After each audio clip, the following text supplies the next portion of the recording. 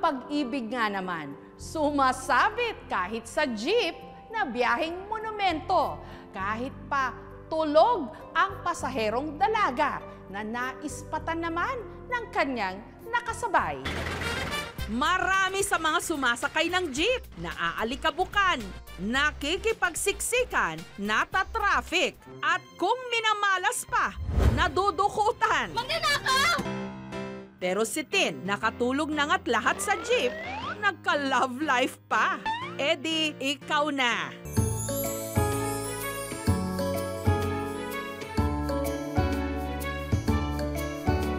Saan naman kayo nagkakilala? Kakilala po kami sa jeep. Sa jeep lang? Pero ganito po yung nangyari. Wala pong alam, wala pong idea kasi po tutulog po ako sa biyahe nun. Hindi ko namamalaan yung ID ko nakabayang. Ewan ko kung anong technique niya. Tinandaan niya siguro. At ipinakilala ni Tin ang kanyang boyfriend, si Chris. Pinakikilala ko nga pala yung sobrang gwapang-gwapang ba. Mahal na mahal kong boyfriend, si Chris. Kamusta paring Will? Ang tagal na nating hindi pa nagkikita. Ano ginagawa mo, Chris? Dati po akong flight attendant, tapos ngayon pares kaming naghanap ng trabaho. Chris, ano gusto mong sabihin, Kitin? Iingatan kita, poprotektahan kita kahit kanino. Tsaka higit sa lahat, ipagmamalaki kita. Mahal na mahal kita. Yun. I love you so much. I love you too.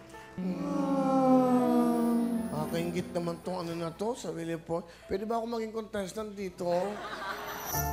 Pero saan nga ba ang ruta ng biyaheng forever na yan? Si Tin, dati raw malusog pero nag-transform pagtuntong ng high school. Sa school, tumali ako sa extracurricular activities. Nung mga panahon na yun, doon ako nangayaya. Sobrang tumaas yung self-confidence ko. Ang tall, dark, and handsome guy naman na si Chris, mana raw ang looks sa kanyang ama na artista at umi-extra raw noong dekada 80. Yung dati ko, ang ginagawa niya, tinetrain niya ako, tinuturuan niya ako kumanta. Kahit ako marunong, siya hindi, tinuturuan niya ako. Nagtrabaho si Chris sa isang casino sa Maynila kung saan araw-araw siyang nagko-commute mula Meycauayan, Bulacan. Katunayan, sa iisang subdivision lang pala sila nakatira ni Tin. Talagang nakatakda? Hanggang nagtagpo na nga ang kanilang mga landas sa jeep. Oh, yung mga single dyan, walang kaibigan, walang karelasyon, isa na lang, lalarga na.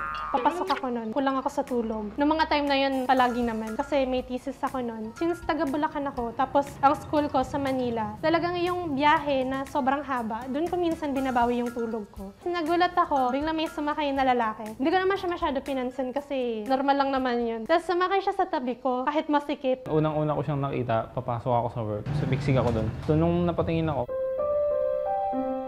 ang ganda naman ng tabi ko, napakaliwalas ng itsura niya.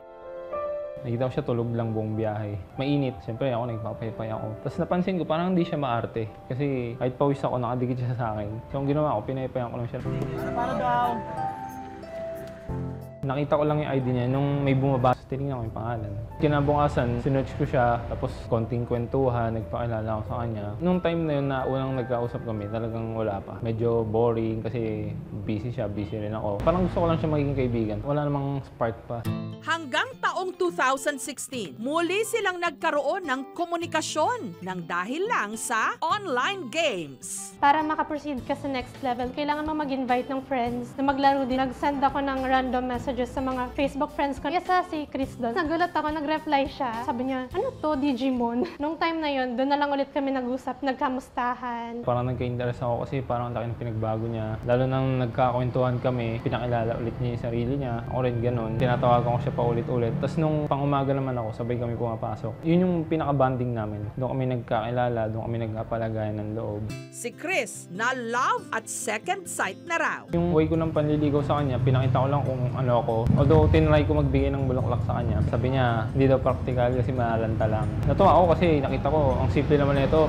Karamihan sa babae gusto bulaklak. Yun kasi yung nahanap ko. Gusto ko sa babae, simple lang. Hindi ako tumitingin sa physical looks. Bonus na lang na maganda siya talaga. Yung style ng panliligaw niya, more on consistent effort. Talagang gigisingin niya ako sa umaga, hatid sundo niya ako. Lagi niya akong i-check na kung okay lang ba ako. Which is sobrang na-appreciate ko. Kaya mas nahulog yung loob ko sa kanya.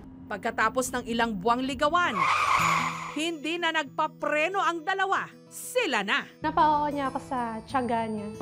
Ito yung makakatuluyan ko. Siguro ang saya-saya ng buhay ko. Parang lagi na ako may katuwang sa buhay. Lagi lang siyang nandyan. Pinupush niya na bigyan niya ako ng time kahit busy siya. Iyan talaga yung sobrang nagustuhan ko sa kanya. Sobrang unexpected kasi nakita sa jeep, tapos nawalan ng communication. Tapos after 2 years, nagkausap ulit. Tapos mas nakilala namin isa't isa. Marami pa lang kaming similarities. Gusto rin namin maging flight attendant. Tapos yun, simple rin siya. Gumanda yung chemistry. Yung plan ko kasi mag-grow. Gusto ko ipon, may maipundar kasama siya.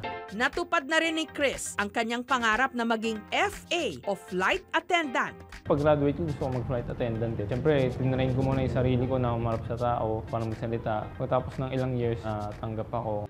Pero ang kanilang 2 taong relasyon, dumaan din daw sa mga pagsubok. Feeling ko, since si Chris, good-looking siya, normal lang na may magme-message sa kanya. Pero dapat ngayong may girlfriend siya, bantayan niya yung words niya na medyo flattering sa ibang babae. Kasi ako, babae ako eh. Alam ko pag parang feeling ko may something dito sa lalaking ko, feeling ko nagbibigay motibo. Kahit wala naman, di ba? Talagang kinakausap ko siya. Nung bago pa lang kasi kami, sinabi ko pag ganito, pag nag-away tayo, kailangan usap lang, huwag mong papalipasin hanggang kinabukasan. Kailangan pag-usapan, tapos maayos, syempre. Hindi namin pinapatagal pag hindi kami magkakaunawaan. At nito lang Hunyo, graduate na si Tin. Samantalang nito namang Hulyo, pansamantalang iniwan ni Chris ang kanyang childhood dream para sa kanyang kasintahan. Alam ko naman yung reason niya, na valid naman talaga. Sa akin lang talaga sinusupport ko siya. Nagkaroon ng problema mismo doon sa pinapasukan ko. So, umalis na lang ako. Ang resolution ko is mag-apply kami pareho since graduate siya. Ngunit sa hinaba-haba man ang biyahe ng dalawa, saan nga ba sila papunta? Sobrang sigurado naman ako sa kanya. Siya rin naman sabi niya sa akin. May plan kami na maghanap ng work, mag-ipon para makapagsama kami in the near future. Doon na siguro yung right time para mag-propose sa kanya. Ang hindi alam ni Tin, merong naghihintay sa kanyang sorpresa.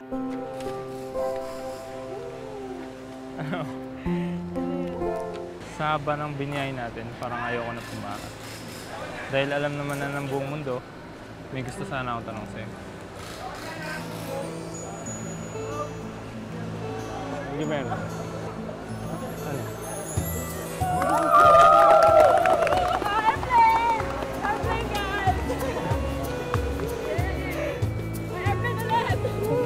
Kasama na siya sa pangarap ko rin. Para kami ng goal sa buhay. Sobrang excited ko. Ayoko lang tapusin yung sasabihin ko. Gusto ko na siyang sumagot ng yes. Ayan. Ako pangako ko. Kung ano ako nung umpisa, hanggang huli ganun pa rin ako. Ako, pangako ko, saya lang ako habang buhay. Sa mga SMP o samahan ng malalamig ang Paskurian, huwag mawala ng pag-asa. Sakay lang ng sakay sa agos ng buhay. Malay nyo, meron din sa inyong naghihintay. Thank you for watching mga kapuso. Kung nagustuhan niyo po ang videong ito, subscribe na sa GMA Public Affairs YouTube channel. And don't forget to hit the bell button for our latest updates.